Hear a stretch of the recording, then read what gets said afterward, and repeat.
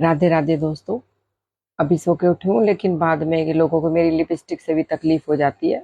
अभी तो मैंने मुंह भी नहीं धोया, बेड से भी नहीं उठी हूँ। तो मुझे एक किस्सा याद आ गया। सोचा कि चलो आज सुबह सुबह लिखूंगी कहाँ तक, अपने दोस्तों को बता देती हूँ।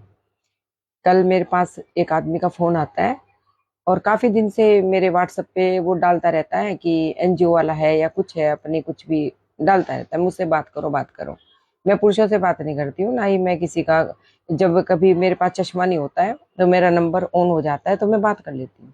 और बात करती हूँ तो मैं किससे कोई बदतमीजी भी नहीं करती। वो मुझे काफी दिन से डाल रहा था कि आप मुझसे बात करिए, मुझसे जुड़िए, आपका और भी अच्छा स्त्रियों के लिए अच्छा कर पाएंगी, महिलाओं के लिए हमारे पास योजना है ये वो। मैंने कहा ठीक है, मैं खाली थी तो मैंने व्हाट्सएप पे उसको ऑन करके उससे बात करना शुरू किया। तो उसने बताया कि वो ऐसे ऐसे काम करता है, ये करता है वो करता है।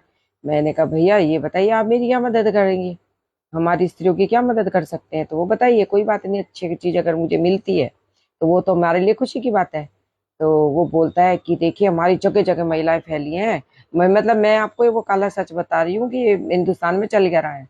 वो कहता है कि जो जगह जगह हमारी महिलाएं फैली हुई हैं, और हमने हर प्रदेश में एक अध्यक्ष नियुक्त किया, हमारे एनजीओ के लिए काम करती है। मैंने कहा अच्छा। तो कहता है कि वो जो महिलाएं कर, मैंने क्या करती है वो महिलाएं, कहता है वो महिलाएं पीड़ित स्त्रियों की बातों को सुनती हैं, सुन के हमें बताती हैं, और हमें बताने के बाद फिर हमारे पास जब वो महिलाएं उनसे सुन के हमें बताती है, हम एक लेटर लिखते हैं, वो लेटर महिला आयोग को जाता है। महिला आयोग का नाम आते ही मैं फट पड़ी। और मैंने उसे कहा क्या करता है ये महिला आयोग, और क्या कर दिया महिला आयोग ने आज तक किसी महिला का। अगर किसी महिला का उद्धार महिला आयोग ने आज तक कर दिया हो तो मुझे एक महिला यहाँ कमेंट करके बता दे।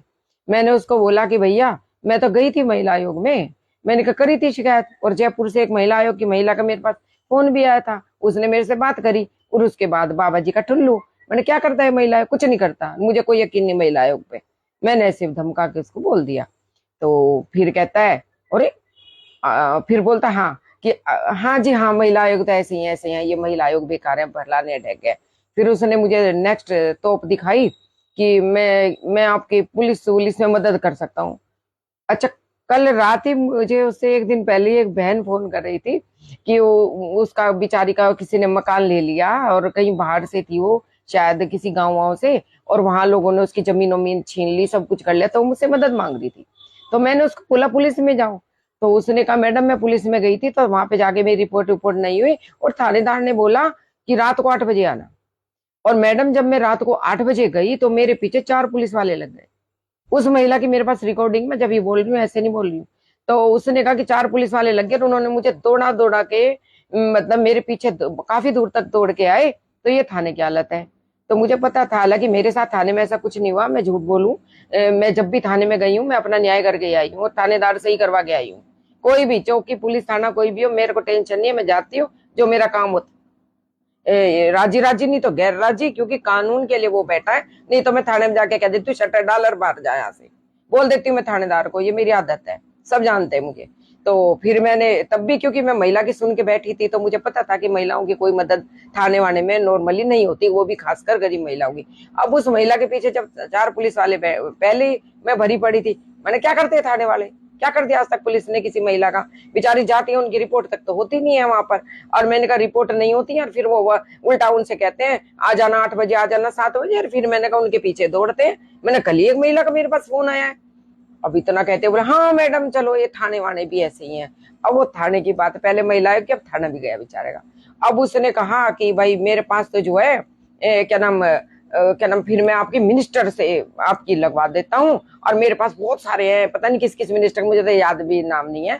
तो उसने कहा वो कल्याण सिंह, पता नहीं क्या क्या बोला उसने, कुछ मुझे अब याद नहीं। तो उसने कई मिनिस्टरों के मुझे नाम बताए, वो है जयपुर में भी है, वहां पे है, मेरी खूब अप्रोच है, फलाना है ढेका है, और मैं उनके पीएस से मेरे इतने अच्छे समय में एक फोन करूँ यूं काम कर देता यूं।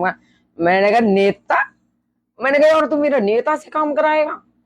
मैंने नेता का नाम आते ही मैं और भी फट पड़ी, मैंने कहा नेता तो सारे बदमाश है। अब इतना कहते ही बढ़िया वो बोला मैडम आपको यकीन किस पे है। मैंने कहा सिर्फ अपने पे है। कहता कि मैंने कहा हाँ अपने पे यकीन है, मैं किसी पे यकीन नहीं करती।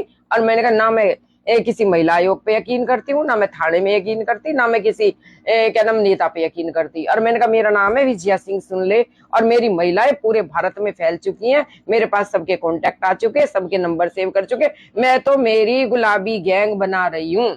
तो मुझे कहता है अरे फिर तो आप सक्षम है, सक्षम है, आप अपनी गैंग बनाओ, बेगैंग बना ही रही हूँ भैया। मैं तो स्त्रियों को जगा रही हूँ, एक एक स्त्रियों को चंडी बना रही हूँ। दुर्गा बहुत बन ली, बहुत तुमने झुका ली, मैं तो एक एक को कह रही हूँ अपना चंडी बन जाओ और अपने अपने घरों में खड़ी हो जाओ, एक एक लट ले लो। अगर जिंदगी में यही सब है तो इसी को निपटो भैया, अपने घर में ही कर लो लड़ाई, बाहर करने की क्या जरूरत है? क्यों कोर्ट जाती हो, क्यों कचहरी जाती हो, क्यों थाने जाती हो?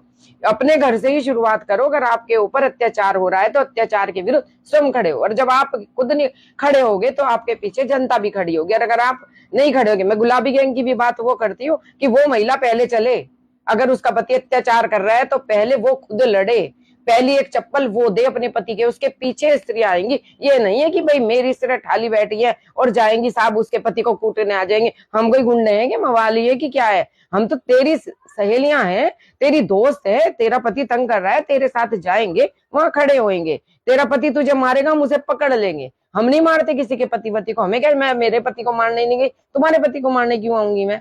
तुम अपने पति को मारो, हम वहां खड़े होते हैं, हम देखते हैं, वीडियो बनाएंगे, हम सीधे अपने पेज पे डालेंगे। ये है मेरा मकसद, आपके अंदर जोश बढ़ना, अन्याय के विरुद्ध आप अपने आप खुद खड़े जाओ। बाद में क्या होता है, वो आदमी मेरी बातें सुन के जल्ला जाता है। मेरा मतलब ये है कि किसी की डोज में मत आओ। जो आदमी ये कहता है उसको ऐसे करारे जवाब देना सीखिए, कहीं कुछ नहीं होता है, अपने दम पे ये आदमी लड़ता है। तो मुझे कहता है अरे मैडम फिर तो आपको तो पुरुषों की जरूरत नहीं, थाने की जरूरत नहीं, महिलाओं की, तुम्हें तो नेताओं पे। मैंने कहा नहीं है मुझे किसी पे भी यकीन, खुद पे यकीन है और खुद पे चलते हैं और खुद पे काम करते हैं हम। तो कहता फिर ठीक है मेरा नंबर भी ब्लॉक कर दो, तुम्हें तो मेरी भी जरूरत नहीं।